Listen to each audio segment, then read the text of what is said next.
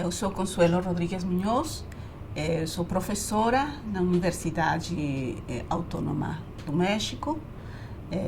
Eu dou aula de literatura latino-americana e de literatura brasileira. Além disso, sou parte da equipe da edição da revista Latinoamérica, do Centro de Pesquisa sobre a América Latina e o Caribe da UNAM. E, bom, é isso que eu principalmente faço.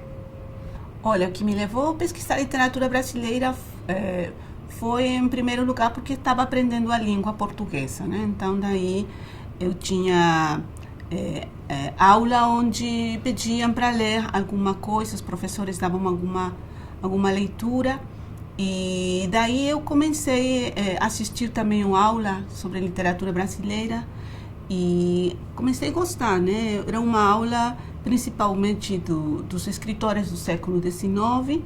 Eu gostei muito e fiquei aí já bem interessada.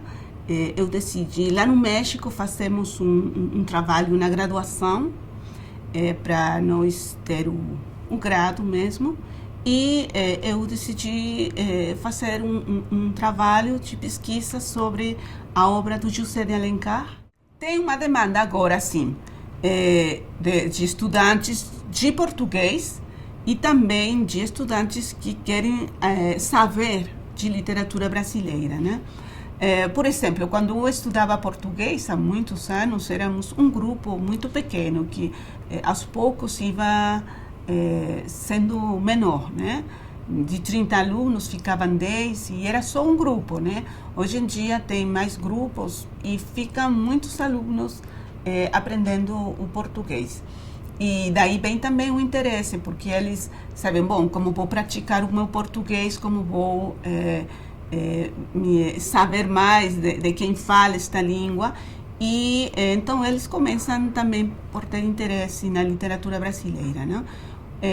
Por exemplo, quando eu comecei a dar aula de literatura brasileira, eu tinha um grupo muito amplo, com estudantes de diferentes disciplinas, né? Da filosofia, da história, assim, mas era porque eles estavam estudando português. Então, se eles queriam saber quem eram os autores que escreviam português do Brasil.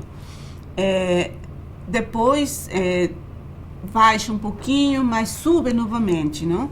Hoje na universidade, ali na UNAM, por exemplo, há 4 anos que existe uma licenciatura que se chama Letras Portuguesas, com a ideia de que seja literatura em língua portuguesa, africana, portuguesa, brasileira.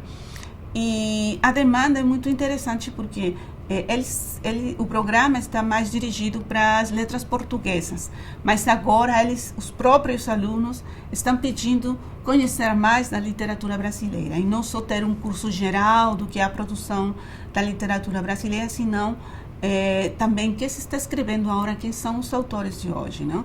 No próximo semestre, que vai começar em fevereiro, eu já vou dar aula de literatura brasileira contemporânea para esses alunos, e é uma aula que tem que ser em português, e as leituras, a bibliografia, tudo em português. Tem o Centro Cultural Brasil-México, que é um lugar onde você pode encontrar livros, né?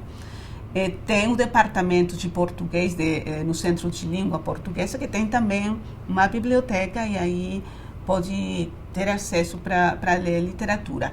Já na livraria é um pouco diferente, porque mesmo que existam traduções, por exemplo, a Clarice, que é uma escritora muito traduzida na Espanha e na Argentina, é uma autora que você encontra na livraria.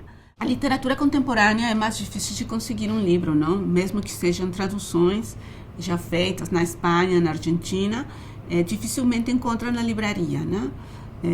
Tem algumas pequenas editoras que fizeram algum trabalho de tradução lá no México, e que eles colocam nas feiras do livro, nas apresentações dos autores que vão, mas nas grandes livrarias, bom, não está o livro, né?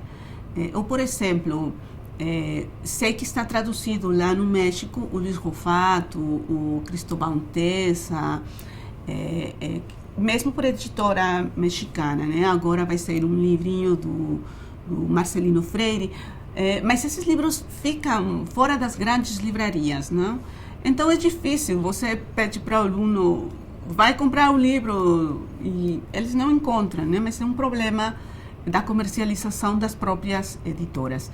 Já os livros traduzidos na Argentina e na Espanha é bem mais difícil de ter acesso a eles, né? Por exemplo, o Milton Atum está traduzido na Argentina, né? Mas os livros dificilmente chegam para o México. Chegou mais rápido, mesmo que uma tradução muito antiga com relação às argentinas. Uma espanhola você consegue mais fácil, não? Porque aí sim a editora espanhola leva o livro, né? Então esse é um problema difícil para os autores que estão traduzidos, né? Mesmo sendo traduzidos em espanhol é difícil, não? Tem outros que estão sendo traduzidos agora e que não sabemos se vai ter sucesso, se não vai ter sucesso, mas, sobretudo, se você vai encontrar o livro, né? Isso para mim é importante. Por exemplo, quando eu li um pouquinho o livro do Daniel Galera, Barba Ensopada de Sangue, eu comecei a ler e achei, nossa, adorei o livro e pensei, eu vou propor para este projeto que está querendo a universidade. Mas daí eu soube que já estava sendo traduzido para o espanhol, mas eu procurei na livraria, assim, vou procurar ver se está o livrinho, né? Não encontrei nunca, né? Encontrei um do Marçal Aquino, assim, porque ele foi convidado para fazer o lançamento lá no México, mas, por exemplo, o livro do Daniel não encontrei. E isso que acontece um pouco, não é? Então, tem demanda, mas às vezes é difícil ter acesso. Embora hoje a internet permite muito comprar, né, assim, alguns livros e isso ajuda muito, né? Ou tem o livro eletrônico que também ajuda para aumentar o interesse e a demanda de literatura brasileira.